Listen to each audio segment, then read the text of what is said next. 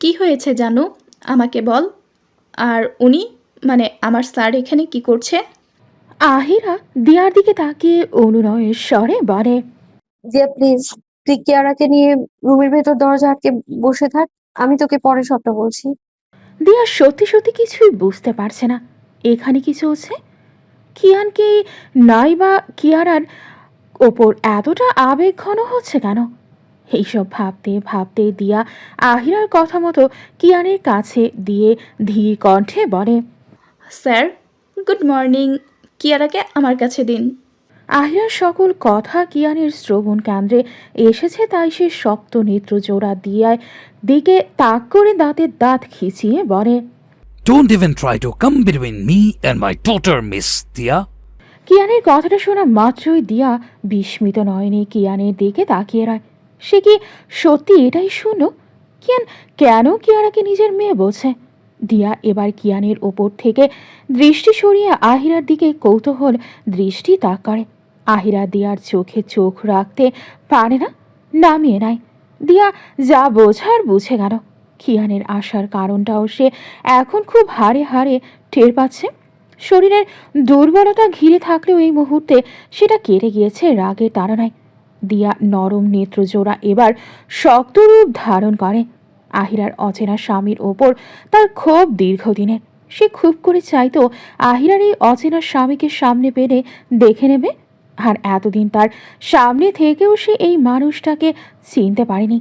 দিয়া রাগান্বিত স্বরে বলে ওঠে, ও, আপনি তাহলে সেই কাপুরুষ যে কিনা বউ বাচ্চাকে ঘর থেকে বের করে দিয়েছিল, তাও এমন অবস্থায় যখন মেয়েটার সবচেয়ে বেশি প্রয়োজন আপনার ছিল।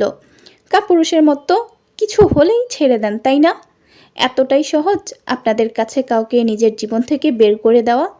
এখন আবার কি করতে এসেছেন? নতুন করে আবার ওকে ভেঙে দিতে এসেছেন নাকি? তাহলে কান খুলে শুনে রাখুন। আগেরবার ওর পাশে আমি ছিলাম না, কিন্তু এইবার আছি। তাই ওর কিছু করবেন তো আপনাকে ছেড়ে দিব না আমি। একদম এই কথাগুলো বলে দম ফেলে দিয়া হাঁপিয়ে উঠেছে কথাগুলো বলতে বলতে, কিন্তু রাগ বিন্দুমাত্র কমেনি। এদিকে আহিরা দিয়ার কাছে ছুটে আসে। মেয়েটা রাগের মাথায় যা তা বকছে, ভাবছেও না একবারও যে সে কিয়ানেরই কোম্পানিতে কাজ করে। এদিকে দিয়ার কথাগুলো কিয়ানের রাগের ওপর ঘি ঢালার মতো কাজ করলো। শুধুমাত্র কিয়ারার উপস্থিতির জন্য সে কিছুই করতে পারছে না। দিয়া আবারও কিছু বলতে নেবে তার আগে আহিরা অশ্রুসিক্ত নয়নে দিয়ার দিকে তাকিয়ে বলে, দিয়া চুপ কর, তুই, তোকে যেটা বলেছি তুই সেটা কর, রাগের মধ্যে যা তা বকিস না। আহিরার কথা দিয়ার রাগ বেড়ে গেল আরো। মেয়েটা তাকে এতদিনে একেবারের জন্য বুঝতে দেয়নি কিয়ানি ওর স্বামী। আর সে বোকার মতো আহিরাকে নিজের সতীনের অ্যানিভার্সারিতে নিয়ে গিয়েছিল। তখন রিয়া আর কিয়ানকে দেখে আহিরা নিশ্চয়ই অনেক কষ্ট পেয়েছে। সেজন্যই সেদিন আহিরা ওইভাবে তাকে না বলে চলে এসেছিল। নিজের অজান্তেই সে আহিরাকে কত বড় কষ্ট দিয়ে ফেলেছে। মেয়েটা একবারও মুখ ফুটে তার ভেতরের অবস্থার কথা তাকে জানায়নি। নিজের ওপর রাগ লাগছে দিয়ার। দিয়া অসহায় মিশ্রিত গলায় বলে, তুই এমন কেন রে? এত কষ্ট কেন নিজের ভিতরে দমিয়ে রাখিস? আমাকে একবার অন্তত বলতে পারতি। তুই নিশ্চয়ই সেদিন খুব কষ্ট পেয়ে বাড়িতে চলে এসেছিলি, তাই না? সরি রে জানু, তোকে এভাবে কষ্ট দিতে চাইনি। আহিরার গাল বেয়ে অশ্রু টপ টপ করে গড়িয়ে পড়ে। যদি পার্থ এখানেই শব্দ করে চিৎকার করে কান্না করত, নিজের ভেতরে চলতে থাকা জ্বালা পোড়া গরুতে একটু হলেও শান্তি দিত। বারবার তাকে এই অতীতের সামনে দাঁড়াতে হয়। এখন আবার তার মেয়েকে নিয়ে উঠে পড়ে গেছে লোকটা। এইসব আর কত সহ্য করবে সে? দিয়া আর কথা বাড়ায় না। আহিরার কথা মতো কিয়ানের কোল থেকে কিয়ারাকে এক প্রকার জোর করে ছিনিয়ে নিয়ে সেখান থেকে সোজা রুমের মধ্যে গিয়ে দরজা আটকিয়ে দেয়। রাজীব এতক্ষণ ধরে নীরব দর্শকের মতো সব কিছু দেখছে। কিয়ানকে আটকানোর সে শত চেষ্টা করেছে, তবে কিয়ান নিজের মর্জি মতো চলে। কিয়ারাকে নিয়ে যাওয়া মাত্রই কিয়ান ফেঁপে উঠল রাগে। আহিরাকে দেয়ালের সাথে চেপে ধরে চিৎকার করে বলতে থাকে, আমি কাপুরুষ, তাই না? তোর এই বলের বান্ধবীকে বলিসনি তুই কি করেছিস? আর তুই প্রেগনেন্ট হলি কিভাবে? কার অনুমতিতে প্রেগনেন্ট হয়েছিলি? পিল দেওয়া খাবার বন্ধ করেছিলি, তাই না? প্রেগনেন্ট হলি তো হলি, আমাকে জানালি না কেন? আমি চাই বা না চাই, তুই আমার বাচ্চাকে আমার থেকে দূরে সরিয়ে রাখলি কেন এত বছর? বল, কথা বলিস না কেন বেইমানের বাচ্চা? আহিরা নেত্রজোড়া বন্ধ করে অশ্রু বিসর্জন দিচ্ছে। কিয়ানের হুঙ্কারে তার সারা শরীরের কম্পন বয়ে যাচ্ছে। রাজীব এবার এগিয়ে এসে কিয়ান আর আহিরার কাছে, তারপর কিয়ানের কাঁধে হাত দিয়ে বলে, কিয়ান, এইসব কি করছিস? মেয়েটা ভয় পাচ্ছে, শান্ত হ আগে, ঠান্ডা মাথায় কথা বল। কিয়ান রাজীবের হাতটা ঝাড়ি মেরে সরিয়ে দিয়ে হাসকি ভয়েসে বলে, রাখ তোর বালের ঠান্ডা, ওকে জবাব দিতে বল। প্রেগনেন্ট হওয়া সত্ত্বেও আমাকে কেন জানায়নি? বেঁচে থাকার পরও কেন মরার অভিনয় করেছে এত বছর? আহিরার আর সহ্য হলো না, তাই হাত ধারা কিয়ানের বুকে ধাক্কা মেরে সরিয়ে দিয়ে চিৎকার করে কান্না করতে করতে হেঁচকি তুলতে তুলতে বলে, কেন বলবো আপনাকে আমি? হ্যাঁ, সেদিন শুনেছিলেন আমার কথা? বারবার বলেছি আমি কিচ্ছু করিনি আমি, তারপরেও বিশ্বাস করেননি। আবার এখন আসছেন কৈফিয়ত চাইতে। আর বারবার বাচ্চা বাচ্চা কেন করছেন? কিসের বাচ্চা আপনার? হ্যাঁ, আর আপনি বা কিসের বাবা? বাবা হতে হয় কেমন আদৌ জানেন আপনি? জন্ম দিলেই বাপ হওয়া যায় না কিয়ান চৌধুরী। ইচ্ছে হয়নি, জানাইনি, আর না কোনোদিনও জানাতাম। আমি একবারও বলিনি আমি মারা গেছি। ওটা আপনাদের ভুল ধারণা ছিল যে আমি মরে গেছি। এমনিতেও আপনার কাছে তো আমি মৃত, তাহলে আমার বেঁচে থাকা আর না থাকা নিয়ে আপনার যায় আসার কথা নয়। হ্যাঁ, আমি বেইমান হয়েছে, এখন শান্তি দিন আমায়। কত পোড়াবেন আমাকে এই দহনে আর? দোষ না করেও দোষী হয়েছি, তাই এখন না হয় দোষ করেই দোষী হই আমি। আহিরার কথায় কি আর রক্ত শূন্য চোখে আহিরার দিকে তাকিয়ে রয়। রাজীব কি করে এদের মাঝে সব ঠিক করবে এটা বুঝছে না।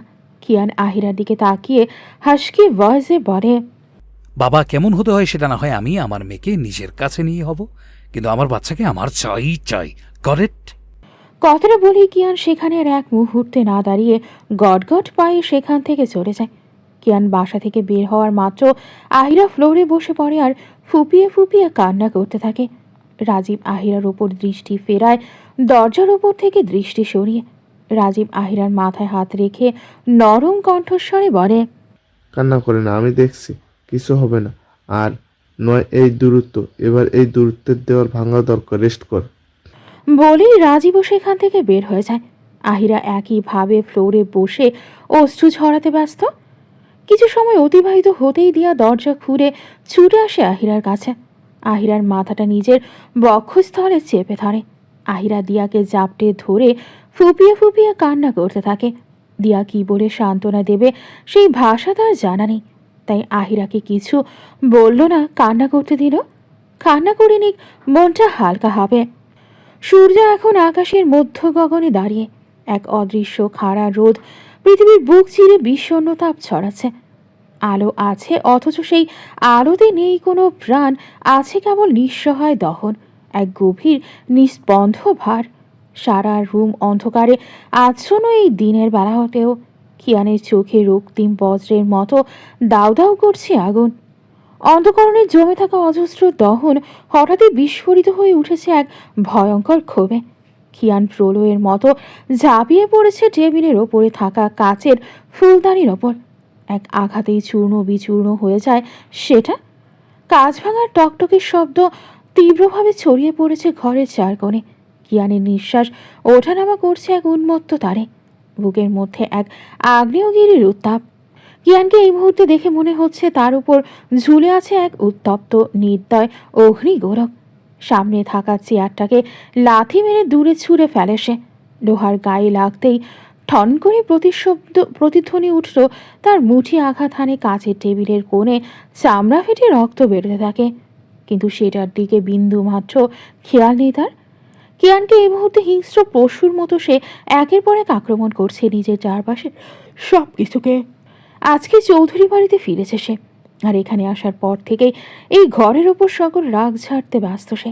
রাহেলা চৌধুরী ভাঙচুরের শব্দ পেয়ে ছুটে আসে কিয়ানের ঘরের সামনে। বাইরে থেকে কয়েকবার কিয়ানকে ডাক দিয়েছে, কিন্তু ভেতর থেকে ভাঙচুরের শব্দ ছাড়া আর কোনো শব্দ তার কর্ণকুহরে প্রবেশ করেনি। রাহেলা চৌধুরীর এখন বেশ ভয় লাগছে। কতদিন পর ছেলেটা বাড়িতে ফিরেছে, আর ফিরে এমন ভাঙচুর করছে। নিশ্চয়ই এমন কিছু হয়েছে যেটাতে কিয়ান ভীষণ রকমের রেগে গিয়েছে। রাহেলা চৌধুরী আবারও দরজা ঠকঠকিয়ে চিন্তিত গলায় বলে ওঠে, বাবা দয়া করে দরজাটা খোল, মাকে বল কি হয়েছে, এমন করছিস কেন? আরও বেশ কয়েকবার ডাক দিলেন তিনি কিয়ানকে।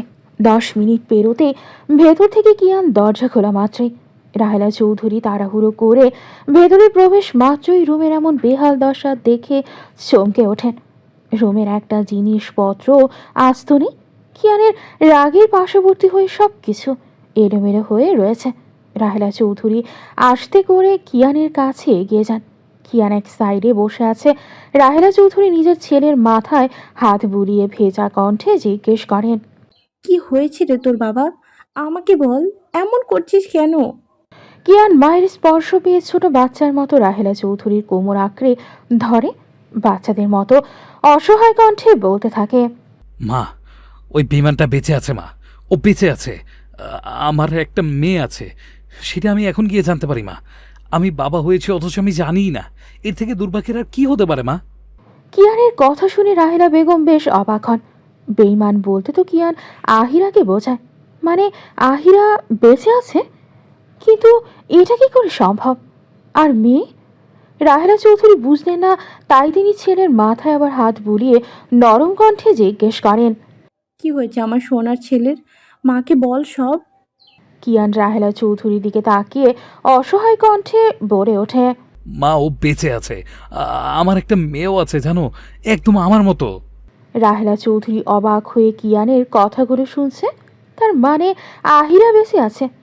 কিয়ার আহিরা যদি বাচ্চা থাকে তাহলে তাদেরকে কেন জানায়নি? আহিরা কিভাবে এত বড় একটা কথা লুকিয়ে রাখতে পারো তাদের কাছ থেকে? কিয়ানকে অনেক বিধ্বস্ত দেখা যাচ্ছে। রাহেলা চৌধুরী নিজের ছেলের ওপর প্রচণ্ড মায়া হলো। নিজের কি হাল করে ফেলেছে ছেলেটা। মা হয়ে ছেলের এমন করুণ অবস্থা দেখাটা তার জন্য বেশ কষ্টসাধ্য। নিজের ছেলেকে আবারও স্বাভাবিক জীবনে ফিরিয়ে আনার জন্য রিয়াকে বউ বানিয়ে এই বাড়িতে ঠিকই আনল, কিন্তু ছেলেটার সুখ আর ফিরিয়ে দিতে পারল না। রাহেলা চৌধুরী ছেলের মাথায় হাত বুলিয়ে দিয়ে বলে, আমাকে দেখাবি আমার দাদু ভাইকে? আর আহিরা কেমন আছে? এত বড় কথা কিভাবে লুকাতে পারলো আমাদের থেকে? এটা ও একদম ঠিক করেনি। কিয়ানের আবারও ভাঙা কণ্ঠে বলে ওঠে। মা, আমি কি বাবা হওয়ার যোগ্য না? কিয়ানের এমন কথা শুনে রাহেলা চৌধুরী বলে, এমনটা বলছিস কেন? অবশ্যই তুই বাবা হওয়ার যোগ্য। রাহেলা চৌধুরী দীর্ঘ একটা নিঃশ্বাস ছাড়ে। তার ছেলে যে আহিরাকে হারিয়ে ফেলার ভয়ে বাচ্চা নিতে চাইতো না এটাও সে জানত, কিন্তু একটা সংসারে বাচ্চার অবদান অনেক।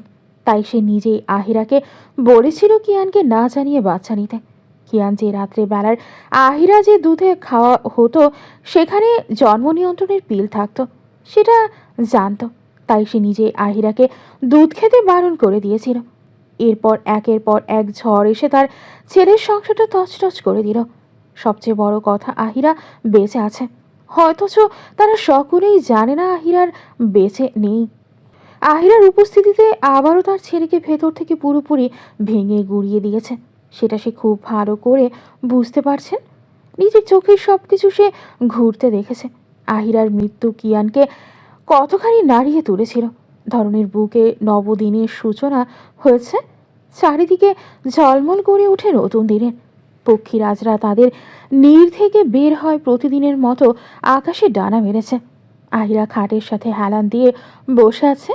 পাশেই কিয়ারা গভীর নিদ্রায় মগ্ন, কিছুক্ষণ আগেই ঘুমিয়েছে। আহিরা তার জীবন নিয়ে বেশ ক্লান্ত। এইসব তার আর সহ্য হচ্ছে না। কালকের ঘটনা আহিরাকে ভেতর থেকে নাড়িয়ে তুলেছে। এই ভেবে কিয়ান আবারও আসবে আর তার কাছে কিয়ারাকে কেড়ে নেওয়ার চেষ্টা করবে। এটা সে কী করে সহ্য করবে? লোকটা কেন তাকে বুঝতে চায় না? দিয়াও আহিরার ওপর অভিমান করে আছে এতদিন ধরে, এত কিছু লুকানোর কারণে।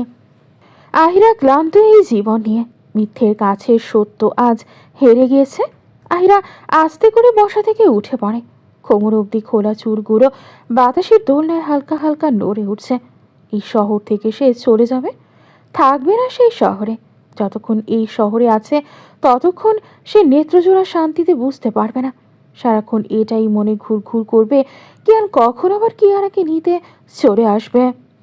বারান্দার গ্রিল ধরে বাইরের দিকে শান্ত চোখে তাকিয়ে রয় আহিরা। মাথায় হাজারো চিন্তা ঘুরপাক খাচ্ছে। হঠাৎই দরজায় কলিং বেল বাজে। আহিরা কলিং বেলের শব্দ শুনে কেঁপে ওঠে। আবারও কিয়ান এসেছে।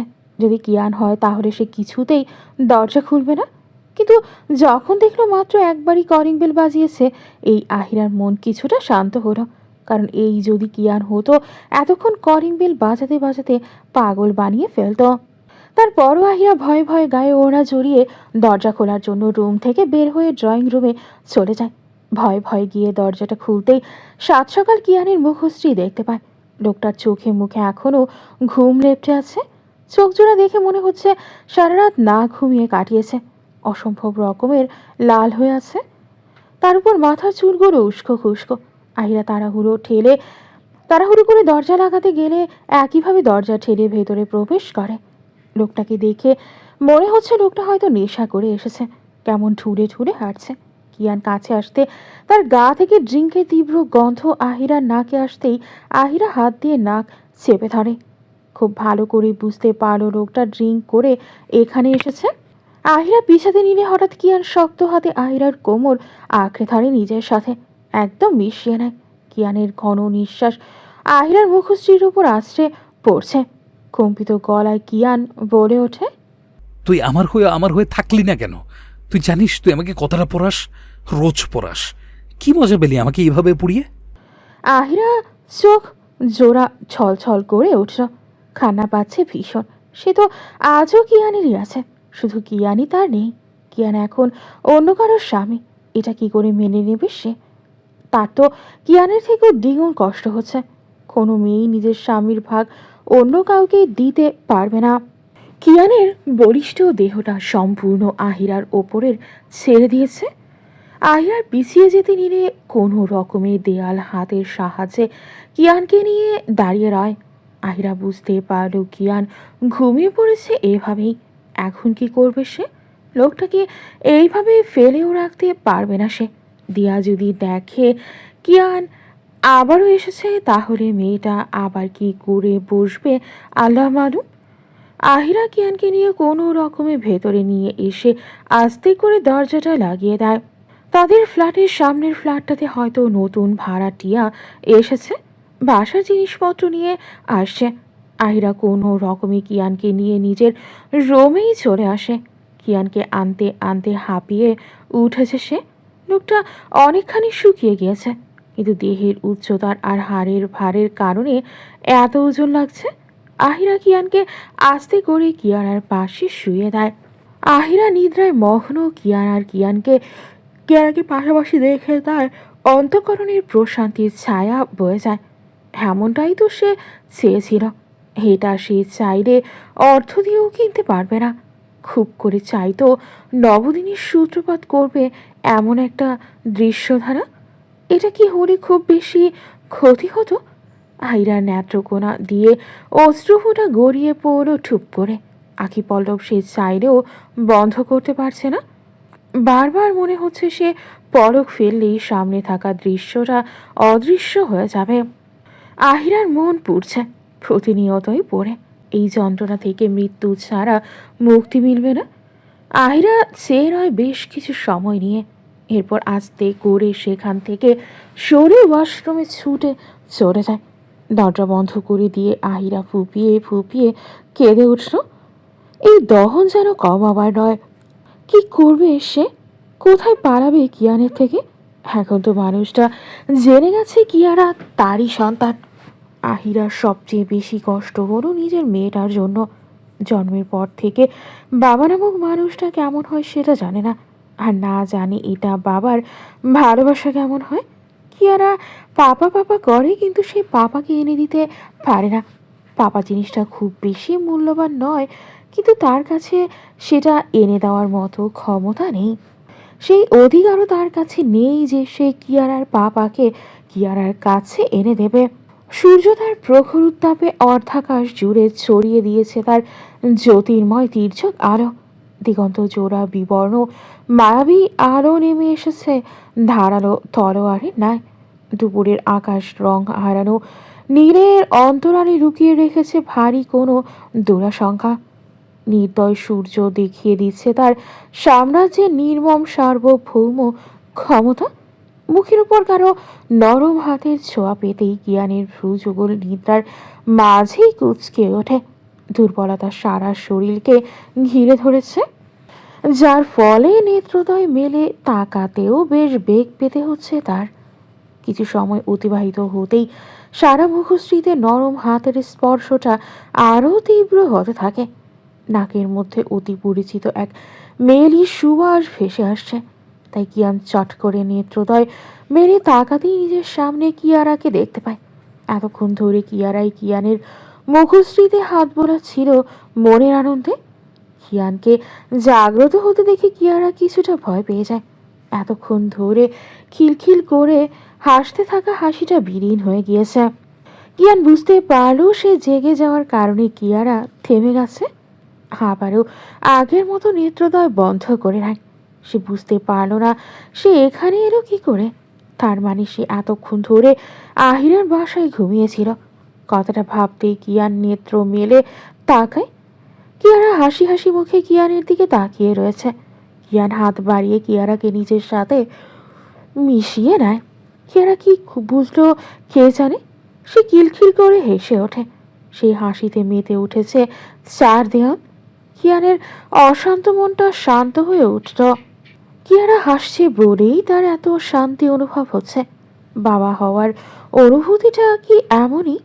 কিয়ান চোখ বুনিয়ে সারা রুমে কিছু একটা খোঁজার চেষ্টা করল, তবে তেমন কিছুই না পেয়ে কিয়ানের ভ্রুযুগল কুঁচকে এলো। আহিরা আর তার স্বামী কোথায়? না থাকলেও রুমটা দেখে বোঝার উপায় নেই এখানে একটা পুরুষও থাকে। কিয়ান কিয়ারার ললাটে চুমু এঁকে দিয়ে আদুরে কণ্ঠস্বরে বলে। আমার মেয়ে তো খুশি কেন?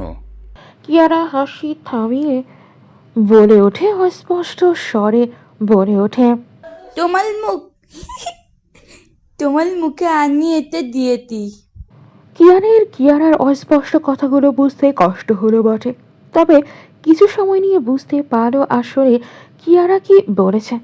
তার কেন জানি একটু রাগ লাগলো না। যদি এটা অন্য কেউ করতো তাহলে হয়তো সে রাগে ফেঁপে উঠতো এতক্ষণে। কিয়ারার হাতেও রং লেগে আছে। কিয়ান আহিরাকে খোঁজার চেষ্টা করলো, কিন্তু কোথাও আহিরাকে দেখতে পেল না। কিয়ান উঠে বসে কিয়ারাকে নিজের কোলের ওপর বসিয়ে দিয়ে কিয়ানের গালে চুমু দিয়ে বলে, তুমি জানো আমি তোমার কে হই? কিয়ারা কিয়ানের কথা শুনে মাথা নাড়িয়ে না জানায়। কিয়ান সেটা দেখে নিঃশব্দে হেসে ওঠে আর ওষ্ঠকোণের কোণে হাসি ঝুলিয়ে রেখেই বলে, আমি তোমার পাপা। পাপা তোমার কাছে এসে গেছে, আর কোথাও যাব না পাপা। কিয়ানের কথা শুনে ছোট্ট কিয়ারা অত কিছু বুঝল না, তবে সে শুধু এটাই বুঝল সামনে থাকা ব্যক্তিটি তার পাপা। আর সে তার পাপাকে পেয়ে গেছে, তার পাপা তার কাছে চলে এসেছে। কিয়ারা উৎফুল্লতার সাথে শব্দ করে বলে ওঠে, ইয়ে পাপ্পা এতে গেছে কিয়ালাল পাপ্পাকে একটুগুলা ভালো পাইতি। কিয়ারা আর হাসি মাখা মুখখানি দেখে কিয়ানের প্রাণটা ভরে ওঠে। অন্তঃকরণ এত শান্তি বয়ে যাচ্ছে কেন? সে বোঝাতে পারবে না তার অনুভূতিটা কেমন। কিয়ারার মুখ থেকে পাপা ডাক শুনে কিয়ারের মনে হচ্ছে সে পৃথিবীর সবচেয়ে সুখী ব্যক্তি। সে কিয়ারার দিকে তাকিয়ে বলে ওঠে, আর একবার বলবে প্রিন্সেস? আর একবার পাপা ডাকো। কিয়ারা খুশি মনে বলতে থাকে, পাপ্পা পাপ্পা পাপ্পা আমার পাপ্পা। কিয়ানের নেত্র কোণায় নিজের অজান্তেই অশ্রু চলে এসেছে। চিকচিক করছে অশ্রু। এই অনুভূতি সে কি করে বোঝাবে? এদিকে আহিরা এতক্ষণ রুমের দরজার সামনে দাঁড়িয়ে কিয়ারার সব কিছু দেখছিল। মন তো চাইছিল কিয়ানকে আটকাতে, কিয়ারাকে এটা বলা থেকে যে কিয়ারার বাবা, কিন্তু বাবা মেয়ের এমন মুহূর্ত দেখে সে পারল না এমনটা করতে। মনে হচ্ছিল এমনটা করলে বড্ড পাপ হয়ে যেত। আহিরা এবার হুট করে ভেতরে প্রবেশ করে আর আস্তে করে কিয়ানের সামনে গিয়ে হুট করে কিয়ানের কোলের ওপর থেকে কিয়ারাকে নিজের কাছে নিয়ে শক্ত করে বলে, অনেকক্ষণ হয়েছে, এবার আমার বাসা থেকে বের হন। কিয়ান বসা থেকে দাঁড়িয়ে পড়ে। ঘুমের রেশ এখনো চোখে বুকে লেপ্টে রয়েছে। আহিরার হাসি পাচ্ছে বেশ কিয়ানের মুখের এমন অবস্থা দেখে। খুব ভালো করেই বুঝলো এটা কিয়ারার কাজ, কারণ কিয়ারা হাতসহ জামাতেও রং লাগিয়ে যা তা অবস্থা করেছে। নিশ্চয়ই পাকনামি করে বের করে এই কাজ করেছে। কিছু সময়ের জন্য একা রেখে গিয়েছিল, আর এর মধ্যেই কিয়ারার কাম সারা শেষ। কিয়ার হুট করে আহিরার কোল থেকে কিয়ারাকে নিজের কোলে নিয়ে রুমের বাহিরে যেতে যেতে গম্ভীর কণ্ঠস্বরে বলে, ওকে, যাচ্ছে। কিয়ারাকে নিয়ে যেতে দেখে আহিরা ছুটে কিয়ানের পেছনে। ভয়ে কান্না করে চলে আসতো। লোকটা কি এখন কিয়ারাকে নিয়ে যেতে চাইছে? তাহলে সে এত কিছু হতে দেবে না। আহিরা কিয়ানের পেছনে গিয়ে ভেজা গলায় বলে, আমার মেয়েকে নেবেন না, আমাকে আমার মেয়েকে ফিরিয়ে দিন। কিয়ান যে কিছুই শুনল না। দরজা খুলতে আহিরা এবার সত্যি সত্যি কান্না করে বসে আর আহাজারি করতে থাকে। বারবার বলছে কিয়ারাকে দিয়ে যেতে। আহিরা ভাবলো এই বুঝি কিয়ান চলে যাবে। তাকে অবাক করে দিয়ে কিয়ারাকে নিয়ে সোজা সামনের ফ্ল্যাটটাতে ঢুকে পড়ে। আহিরা ফ্যাল ফ্যাল নয়নে তাকিয়ে রয়। কিয়ান আহিরার কান্না মিশ্রিত মুখশ্রীর দিকে তাকিয়ে গম্ভীর ভঙ্গিতে বলে, আমার মেয়ে এখন আমার সাথেই থাকবে। যদিও এখন আমি আমার মেয়েকে আমার কাছে পুরোপুরিভাবে নিচ্ছি না, দরকার পড়লে ডেকে নেব। বলেই দরজাটা বন্ধ করে দেয়। আর আহিরা শুধু তাকিয়ে রয়। তার মানে এখানে কিয়ান এসে উঠেছে। তার মানে এখন থেকে রোজ রোজ কিয়ানকে চোখের সামনে দেখতে হবে তাকে। আহিরা কি করবে কিছুই বুঝতে পারছে না। কিয়ান ধীরে ধীরে সব দিক দিয়েই তাকে ঘিরে ধরছে। আকাশ জুড়ে কালো ছায়ায় ঢেকে গেছে আরও ঘণ্টাখানিক আগে। নেই কোনো পাকপক্ষী, বাহিরে শিরশির করে বাতাস বইছে। আকাশে মস্ত বড় চাঁদ উঠেছে। কিয়ান তার ল্যাপের ওপর ল্যাপটপে কাজ করছে আর কিছুক্ষণ পর পর ধোয়া ওঠা কফিতে চুমুক বসাচ্ছে। রাজীব তার সামনেই বসে আছে, তবে কিয়ান নিজের কাজের মধ্যে এতটাই মগ্ন যে মনে হচ্ছে সে ছাড়া এই মুহূর্তে কেউ এখানে উপস্থিত নেই।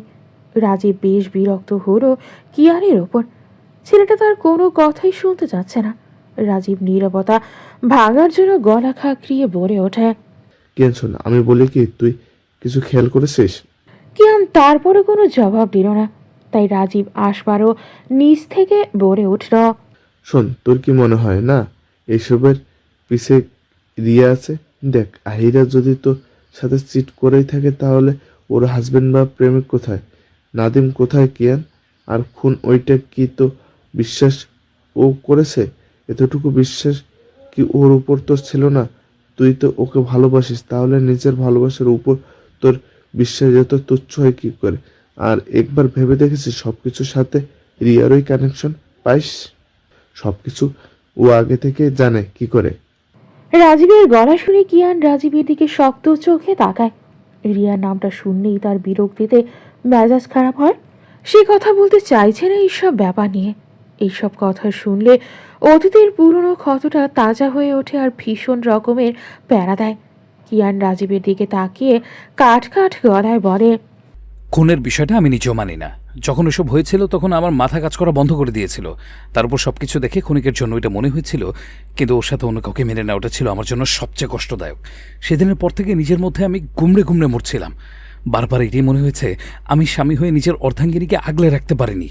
যখন নিজের চোখের সামনে ওকে অন্য কারো বক্ষপটে লেপ্টে থাকতে দেখেছিলাম তখন আমার ভেতরে কি চলছিল? ধ্বংসের শেষ প্রান্তে দাঁড়িয়েছিলাম আমি। তারপর একের পর এক ওর সাথে একাধিক পুরুষের সাথে অন্তরঙ্গ মুহূর্ত। বাদ দে, খুন করেনি মানলাম, কিন্তু বাকিগুলো আমার স্বচক্ষে দেখেছি, ওইটা কি করে ভুলি? রাজীব বুঝল কিয়ানের ভেতরের অবস্থাটা। পাশে থেকে দেখেছে আহিরার প্রতি তীব্র ভালোবাসা। ঘৃণার মাঝেও আহিরার জন্য এক বিন্দু ভালোবাসা কমেনি। কিয়ান এখন যা করছে সব তীব্র রাগ থেকে। ভেতরে ভেতরে নিজেও সে ঠিক নেই। যতই ওপর দিয়ে দেখাক না কেন, আহিরার উপস্থিতি বা অনুপস্থিতিতে তার কিছুই যায় আসে না। রাজীব কিয়ানের দিকে তাকিয়ে বলে, তুই একটা কথা ভুল জানিস। নাদিম কোনোদিন আহিরাকে ভালোবাসেনি, ও ভালোবাসে রিয়াকে। এমনকি রিয়ার জন্য ও সব করতে পারে। তাহলে এটা কেন বুঝতে পারছিস না? এইসবের পেছনে রিয়ার কোনো হাত আছে। আর সব কিছু গিয়ে ওই রিয়ার কাছে থেকে মনে আছে রিয়ার কথাতে ও আহিরাকে সাথে ওমন জঘন্য কাজ করতে গিয়েছিল। এখন বলবে আমি কিভাবে জানি? তাহলে শোন, রিকের ঘটনা শেষ হওয়ার পর একদিন রিক আর রিয়াকে একটা ক্যাফেতে দেখেছিলাম। সামনের টেবিলে যে আমরা ছিলাম সেটা জানতো না। তখন ওরা ওই বিষয়ে কথা বলছিল। সেখান থেকে জানে। ভেবেছিলাম কথাটা জানাবো, কিন্তু জানলে তুই যে নতুন করে ঝামেলা শুরু করবি তাই বলিনি।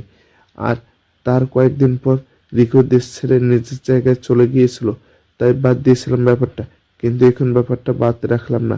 তুই ভাব, রিয়া এখন কতটা পাগল তোর জন্য। আর এই পাগলামি থেকে ওই রকম জঘন্য কাজ করতে পারলে এটাও করতে পারে। আর যে তোর বউয়ের উপর রেপের মতো অপবাদ দিয়ে বিয়ে করতে পারে, সে খুন করতে পারে। বাকিটা তুই ভেবে দেখ। তোকে আমি বারবার এটাই বলার চেষ্টা করি, কিন্তু তুই একটা বারের জন্য আমার কথা শুনিসনি। আহিরা যদি বেইমান হয় তাহলে এখনো একা কেন কেন নতুন করে জীবন শুরু করেনি? তোর বাচ্চার মা হয়ে আছে কেন? সব কিছু আবেগ দিয়ে ভাবা বন্ধ কর, বিবেক দিয়েও ভাব একটু। দেখবি আমি যেমন বুঝতে পারছি কিছু একটা আছে, তুই বুঝতে পারবি। রাজীবের কথা শেষ হতেই কিয়ান জ্বরে ওঠে। রিকের ব্যাপারটা শোনার পর সত্যি যদি রিয়া এইটাও করে থাকে, এই মেয়েকে সে কিছুতেই ছাড়বে না। কিন্তু এই মুহূর্তে তার রাগটা গিয়ে পড়ল রাজীবের ওপর। এত বড় একটা কথা রাজীব তাকে সেই সময় জানায়নি কেন? সত্যি এবার সে কিছুটা ভাবনায় পড়ল। আহিরা কি সত্যিই অন্য কারো? ভাবতে পারল না, বুকটা জ্বালাপোড়া করে উঠল। এই হাতে দাঁড়িয়ে আছে ছাদের রেলিংয়ের ওপর রিয়া। একটু পিছনেই এইখান থেকে পড়ে গেলে মৃত্যু অনিবার্য। তবে এই মুহূর্তে তাকে এটা ভাবাচ্ছে না। বাতাসের দাপটে রিয়ার চুলগুলো অবাধ্যভাবে উঠছে, নেত্র জোড়ায় অশ্রুর ছড়াছড়ি। কিয়ান জেনে গেছে আহিরা বেঁচে আছে। এটা কি করে সে মেনে নেবে? চৌধুরী বাড়িতে আসার পর রাহেলা চৌধুরীর কাছ থেকে এই খবরটা পাওয়া মাত্রই রিয়ার ভেতরে তাণ্ডব শুরু হয়েছে। তার চেয়ে বেশি অবাক হয়েছে যখন শুনল কিয়ান নিজের মেয়ের কাছে থাকার জন্য আহিরার বাসার সাথেই নিজেও সেখানে থাকার জন্য চলে গেছে। এর মানে কিয়ান আর আহিরার মাঝে ধীরে ধীরে সব ঠিক হবে। তাদের জন্য না হলেও বাচ্চার জন্য যে এমনটা হতে পারে। সে কি করবে এবার? কি করে কিয়ানকে নিজের করে বেঁধে রাখবে সে? মানসিক অবস্থা তার ভালো না, কখন কি করে বসবে নিজেও জানে না। তাই তো এখন কিয়ানকে হারিয়ে ফেলার ভয়ে নিজের প্রাণ দেওয়ার জন্য উঠে পড়ে লেগেছে। তবে সাহস পাচ্ছে না কিছু করার। কিয়ান তার নয়, তার ছিল না, আর না কোনোদিন তার হবে। এটা সে কিছুতেই মেনে নিতে পারে না, আর না কোনোদিন পারবে মানতে।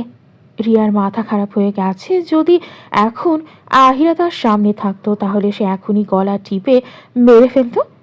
আহিরাকে সে মেরে ফেলবে, সাথে ওই বাচ্চাটাকেও। রিয়া রেলিংয়ের উপর থেকে নেমে পড়ে। নিচেই ফোন রয়েছে, সেটা তাড়াতাড়ি করে তুলে নিয়ে কাউকে কল লাগায়। কলটা ধরতেই সে বলতে থাকে, যে মেয়েটার খোঁজ করতে বলেছিলাম ওই মেয়েটাকে মারতে হবে। এই জন্য যত টাকা দরকার হয় আমি দিব, তবু ওকে মেরে ফেলতে হবে। এমনভাবে মারবে যাতে বেঁচে থাকার কোনো সময় পাই না। তবে সব কিছুর এমনভাবে করবে যাতে মনে হয় এটা একটা দুর্ঘটনা মাত্র। ম্যাডাম, আমার কোনো সমস্যা নেই, খালি টাকাটা সময় মতো পাইলেই হইব। কবে মারতে হইব সেটা খালি কইবেন। কত টাকা লাগবে আমাকে বল, আমি বলে দিব কবে করবি। কিন্তু আমার কাজ ঠিক মতো হওয়া চাই, না হলে কোনো টাকা দিব না। আরে ম্যাডাম, এসব করতাছি 10 বছর হইলে, আপনি চিন্তা করিয়েন না, সব হইয়া যাইব। মনে যেন থাকে। কথা শেষ হতেই রিয়া উঠে পড়ে। এখান থেকে সোজা কিয়ানের বাসায় যাবে। কতদিন হয় মানুষটাকে দেখে না, আর এখনই যেতে হবে। তার অধিকার দেখাতে হবে তো আহিরাকে। কিয়ান এখন তার স্বামী, সে ওখানেই থাকবে, সেটা যে করেই হোক। তার জানা আছে কিয়ান কোনোভাবেই তাকে সেখানে রাখবে না, কিন্তু তাও সে যাবে। রাতের কালো চাদর সরে গিয়ে ধরণীর বুকে জ্বলজ্বল করছে উষ্ণ আলো। আকাশটা অন্য দিনের তুলনায় অধিক স্বচ্ছ আর স্নিগ্ধ লাগছে। পাখিদের আনাগোনা বেড়ে চলেছে আকাশে, নিজেদের মতো পাখনা মেলে উড়ে বেড়াচ্ছে নির্দেশে। রাস্তার দুধ একটা পথচারীর দেখা মিলছে। কিয়ান টলমলে পায়ে নিজের ফ্ল্যাটে প্রবেশ মাত্রই চারিদিকে দৃষ্টি বোলাতেই সম্পূর্ণ নিস্তব্ধতায় ঘেরা পায়। এখানে সে ছাড়া কেউ নেই। দুদিনের জন্য চট্টগ্রামে গিয়েছিল, ভীষণ ব্যস্ততার মধ্যে কাটছে তার দিনকাল। রাতের দিকে ঢাকায় রওনা দিয়েছিল। আসতে আসতে রাতের আকাশ পরিষ্কার হয়ে আলো জ্বলে উঠেছে। গোটা শরীরে ক্লান্তি এসে ভর করেছে। টানা 2 দিন ছোটাছুটি করতেই পার হয়েছে। ঠিকমতো ঘুম বা খাওয়া কোনোটাই হয়নি। কিয়ানের ভীষণ ইচ্ছে করলো এখনই ছুটে গিয়ে কিয়ারার নিদ্রায় মগ্ন নিষ্পাপ মুখশ্রীতে অসংখ্য চুমুতে ভরিয়ে দিতে। তবে এখন সকাল 5টা বাজে, এখন সেখানে যাওয়া বোধহয় ঠিক হবে না। কিয়ান গা থেকে জামা খুলতে খুলতে নিজের রুমের ভেতর প্রবেশ করে সোজা ওয়াশরুমে চলে যায় শাওয়ার নিতে। এই মুহূর্তে ক্লান্তি ভাবটা দূর করার জন্য শাওয়ারটা নেওয়া অত্যন্ত জরুরি। ওয়াশরুম থেকে বেজা বলিষ্ঠ শরীর নিয়ে সোজা বেডের ওপর গিয়ে ক্লান্ত শরীরটা এড়িয়ে দেয় কিয়ান। এই সময়টাতে সে প্রতিবারের মতোই আহিরার শূন্যতা তাকে ঘিরে ধরে। প্রকৃত নাকি তাই সেই শূন্য স্থানটা নাকি পূর্ণ করে দেয়। তাহলে তার শূন্য স্থানটা আজও পূর্ণতা লাভ করেনি কেন? নেত্রদয় বন্ধ করে নিয়ে দীর্ঘশ্বাস ছেড়ে গভীর নিদ্রার প্রস্তুতি নেয়। বহুদিন পর শরীরে তার ক্লান্তি ভাবটা এসেছে। না হলে রাতের পর রাত যায় তাকে কোনো প্রকার ক্লান্তি বা নিদ্রায় বশ করতে পারে না। বছরগুলো তার এভাবেই কেটেছে। আহিরা কিয়ারাকে করে নিয়ে বাসা থেকে বের হয়ে দরজার তালা দিয়ে সামনের ফ্ল্যাটের দিকে তাকাতেই কালকের মতো আর দরজায় তালাবদ্ধ অবস্থায় দেখতে পায় না, যেটা দেখে আহিরা মুহূর্তেই বুঝে গেল কিয়ার হয়তো আবারও এখানে এসেছে। কিয়ারা কান্না করতে করতে কিছু সময় আগেই থেমেছে।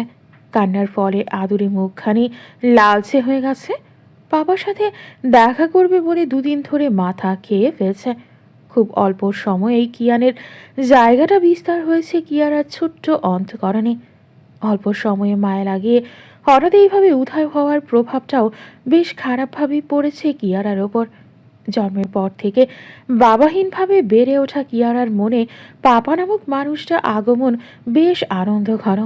তাই হুট করে আবারও কিয়ানের অনুপস্থিতি কিয়ারাকে সামলানো মুশকিল হয়ে পড়েছে।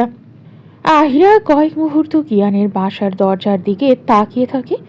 কিয়ারাকে নিয়ে লিফটে চড়ে স্কুলের উদ্দেশ্যে বেরিয়ে পড়ে। দিয়া সবকিছু জানার পর কিয়ানের কোম্পানিতে কাজ করবে না বলে বেঁকে বসে। রিজাইন লেটার পর্যন্ত জমা দিতে গিয়েছিল দিয়া, কিন্তু আহিরা কোনোভাবে এটা করতে দেয়নি দিয়াকে।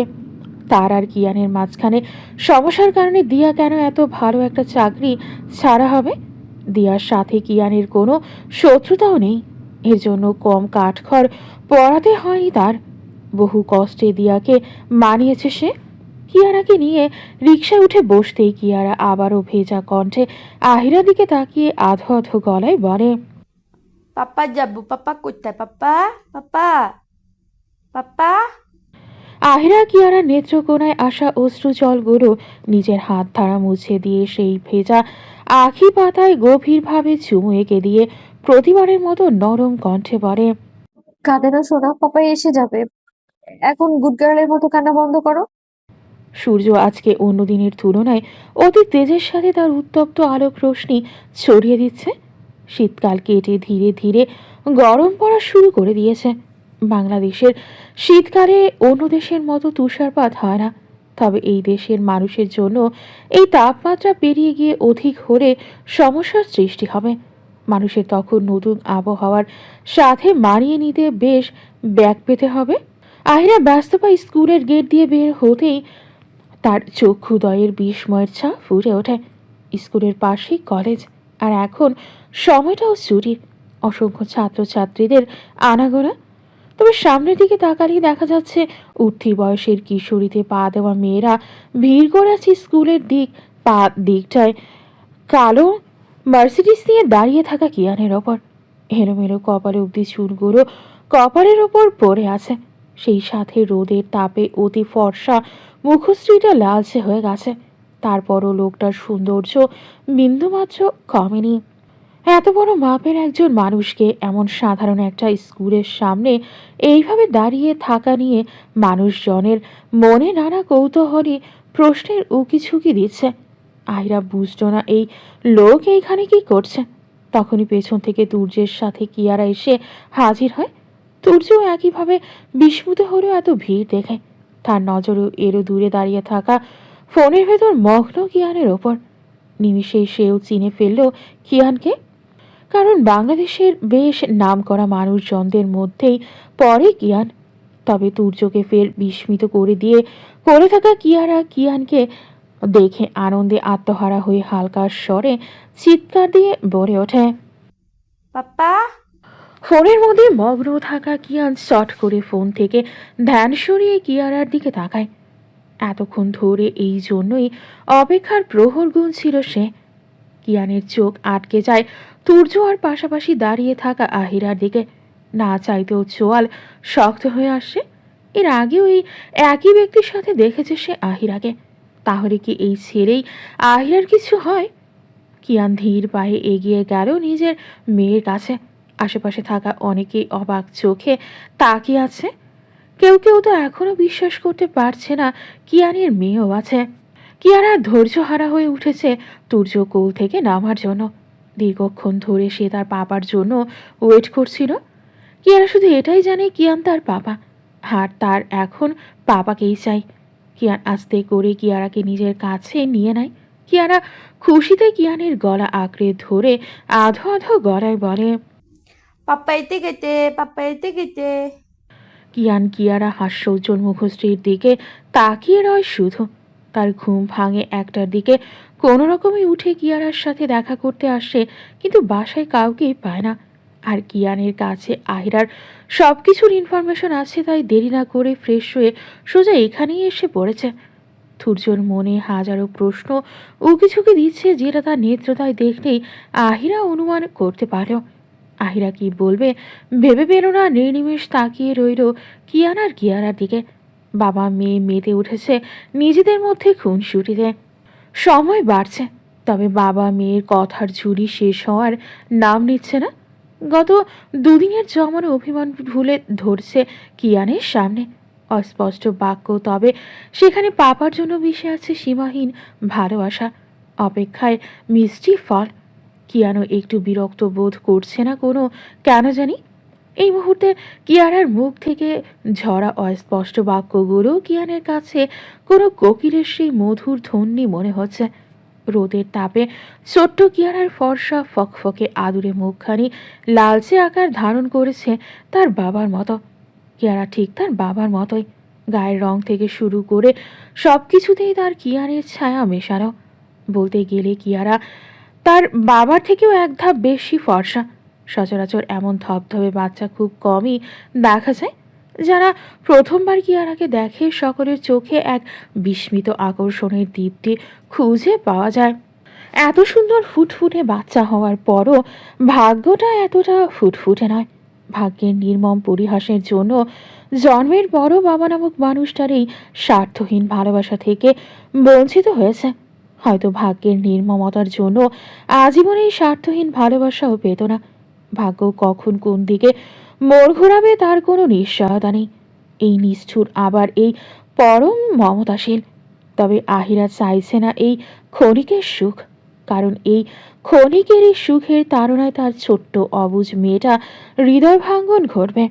সে তো সামনে উঠেছে, কিন্তু এই অবুঝ শিশুটা কিভাবে সামনে উঠবে? আহিরা ব্যস্ত পায়ে কিয়ানের সামনে গিয়ে দাঁড়ায়। হুট করে বাবা মেয়ের আনন্দ ঘন মুহূর্তে ব্যাঘাত ঘটিয়ে নিষ্ঠুর মনে কিয়ানের কাছ থেকে কিয়ারাকে ছিনিয়ে নেয়। সে চায় না কিয়ারা কিয়ানের সাথে সময় কাটায়। কিয়ানের সাথে কিয়ারার সম্পর্কের মার প্যাচ যতটা গাঢ় হবে, তেমনি এখান থেকে বেরিয়ে আসতেও কষ্ট হবে। আর নিজের মেয়ের এই করুণ পরিণতি দেখার দুঃসাধ্যতা নেই। আহিরা কিয়ানের কোনো কথার আশা না করে কোলে করে পেছন ফিরে না তাকিয়ে সামনের দিকে হেঁটে চলছে। পেছনে যে কিয়ানের রাগে লালিত মুখশ্রীর শোভা পাচ্ছে সেটাও তার জানা। তবে নিজের মেয়ের জন্য যেটা ক্ষতিকর সেটা মা হয়ে কি করে হতে দেয় সে? যে অতীত ছুঁড়ে ফেলে এসেছিল 4 বছর আগে, সেই অতীতকে কি করে মেনে নিবে সে? অতীত সবসময় সুখময় হয় না, আর তার অতীতে সুখ দুঃখ মিলিয়ে। দাড়িপাল্লা দিয়ে মাফলে কোনটার ভার বেশি হবে, সুখের নাকি দুঃখের? সবেমাত্র ক্লান্ত শরীরটা লুটিয়ে দিয়েছিল বিছানায় আহিরা। তার মধ্যেই দরজায় কলিং বেলের শব্দ ভেসে আসে।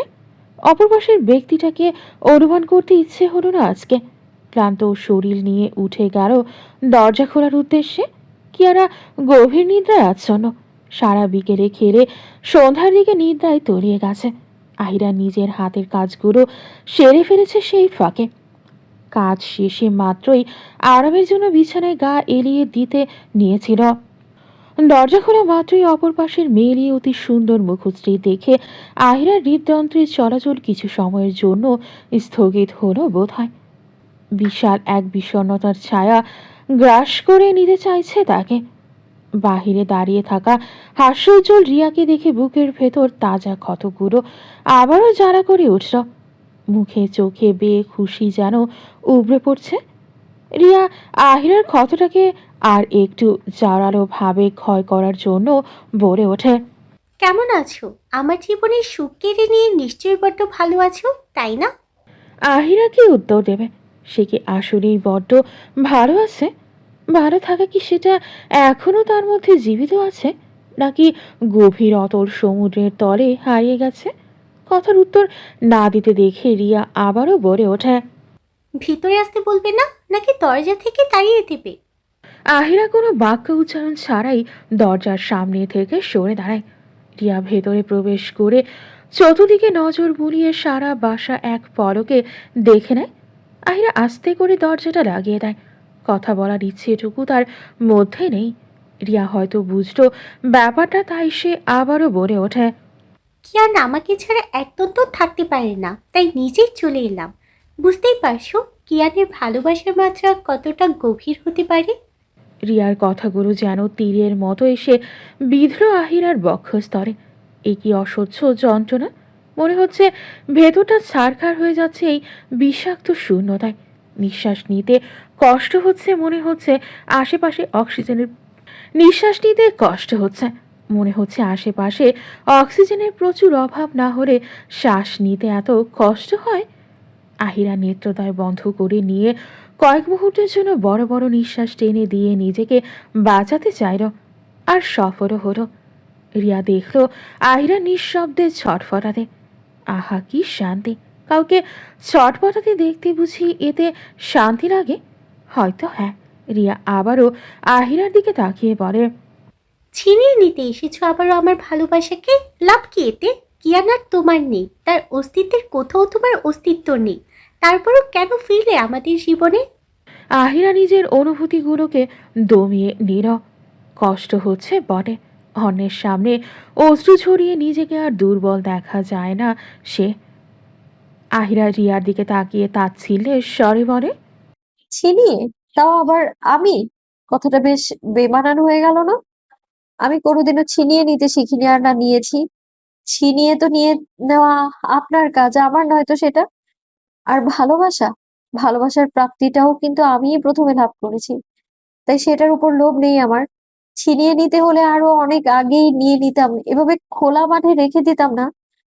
আমি ছাড় দিয়েছি বলেই আপনি সুযোগ পেয়েছেন। আমার ফেরা বা না ফেরা নিয়ে যদি আপনাদের সম্পর্কের সুতো আটকে থাকে, সেটা কোনোদিনও ভালোবাসা ছিলই না। আপনাদের ভালোবাসা কি এই সুতোর মতোই নড়বড়ে? আহিরার কথায় ফেপে উঠল রিয়া। এই মেয়েটা জবান ভালোই ফুটেছে সময়ের সাথে। এতগুলো কথা বলে গেল, কিন্তু রিয়া দমে যাওয়ার মতো মেয়ে নয়। গলার স্বরে রাগের রেশ রেখেই বলে ওঠে, তোমার মতো মেয়েদের ভালোবাসার জ্ঞান মানায় না। আমার আর কিয়ানের সম্পর্ক কেমন সেটা কি এখন তোমাকে দেখাতে হবে রাতে সাক্ষী হিসেবে? রিয়ার শেষের কথাগুলো শরীরের বিষের মতো বিঁধল। আহা একই যন্ত্রণা! আকাশ কাঁপিয়ে আর্তনাদ করে কান্না করতে ইচ্ছে করল, তবে কাঁদল না সে। নিজের আবেগকে নিজের কাঠিন্যের আড়ালে লুকিয়ে রেখে শান্ত গলায় বলে, আমি যে বেশ্যা নই এটা আপনাদের থেকে ভালো আর কেউ জানে না। জয়ী হতে কতটা নিচে নেমেছেন এটা হয়তো আমার থেকে আপনিই খুব ভালো করে জানেন। আর রইলো সম্পর্কের কথা, দেহের ক্ষুধা কখনো মনের ক্ষুধা মেটাতে পারে না। দেহের ক্ষুধা চাইলে নিষিদ্ধ বলিতে গিয়ে মেটানো যায়, কিন্তু মনের ক্ষুধা মেটানোর কোনো জায়গা নেই। আপনার দেহ মনের ক্ষুধা কি মিটেছে? যে আশায় আমার সংসার ধ্বংস করেছিলেন আপনি? রিয়ার রাগে সারা শরীর রিনরিন করে উঠল। এত কড়া কড়া বাক্য ছুটছে কিভাবে আহিরা? এই ভাঙ্গুর মেয়ে এতটা তেজি হলো কবে? রিয়া নিজেকে রাগটাকে দমন করে রাগের সাথে বলে, কিয়ানের জন্মই আমার জন্য, আমার জন্ম কিয়ানের জন্য। মাঝখানে পথের কাঁটা হিসেবে তুই ছিলি, যেটা আমি শুধু সরিয়েছি। আহিরা রিয়ার রাগে ফেপে ওঠা মুখশ্রীর দিকে তাকিয়ে আগের ন্যায় শান্ত স্বরে বলে, ভাগ্যেই জয়, ভাগ্যেই ক্ষয়। ভাগ্যে না থাকলে অনাহারে মরতে হয়। জন্ম, মৃত্যু, বিয়ে সবই আল্লাহর হাতে। ভাগ্যের লিখন যতই নিজে লিখে নেওয়ার চেষ্টা করুন কেন, ভাগ্যে ক্ষয় থাকলে সে ক্ষয় হবেই। হোক সেটা আজ কিংবা কাল, ক্ষয় হতেই হবে। রিয়া এবার রাগে চিৎকার করে বলে ওঠে। কি বলতে চাস তুই? আমার ভাগ্যে ক্ষয় লেখা আছে? না রে, যতবার এই ক্ষয় আসবে ততবার আমি জয় লিখব। আহিরা বিচলিত হলো না আর না দেখা দিল। তার চোখে মুখে সেই প্রথমকার ন্যায় একদল বিষণ্ণতায় ভরা ব্যথা। শান্ত গলায় বলে, ভাগ্যের লিখনের কাছে এই জয় একদিনে পরাজয় হয়েই নামে। শুধু সময়ের অপেক্ষা। এবার আসুন আমার বাসা থেকে। এখানে সুস্থ মস্তিষ্কের মানুষ বসবাস করে, তাই অসুস্থ কিছু বেশি সময় না থাকাই শ্রেয়। রিয়া রাগে হিস হিস করতে করতে বলে, তোকে আমি দেখে নিব। একবার পার পেয়েছিস, কিন্তু দ্বিতীয়বার আর নয়। বলতে বলতে রিয়া আহিরার বাসা থেকে বের হয়ে যায়। আহিরা দরজা লাগিয়ে দরজা ঘেঁষে বসে পড়ে। এতক্ষণের কঠিন খোলসে আবৃত থাকলেও রিয়া যাওয়ার পর সেটা সরে গিয়ে আবারও সেই ভুয়াঙ্গুর রূপ ধারণ করেছে। কেঁদে উঠল নিঃশব্দে। আটকে থাকা উৎকৃষ্ট যন্ত্রণাগুলো অশ্রু রূপে ঝরে পড়ছে গাল বেয়ে। সে চাইলেই পারে রিয়ার সত্যিটা কিয়ানের সামনে টেনে আনতে, কিন্তু তার এটা করার বিন্দুমাত্র ইচ্ছে নেই। যেই মানুষটাই তার নেই, তাহলে সে কার জন্য যুদ্ধ করবে? যুদ্ধের ময়দানে মানুষ নামে কিছু হাসিল করার জন্য। শত মানুষের আশা আকাঙ্ক্ষা আরও কত কিছু নিয়ে যুদ্ধের ময়দানে নামে। সে কিসের জন্য নামবে? কিসের তাড়নায় নামবে? চাইলেও এত সহজ নয় সব কিছু ভুলে নতুন করে শুরু করা।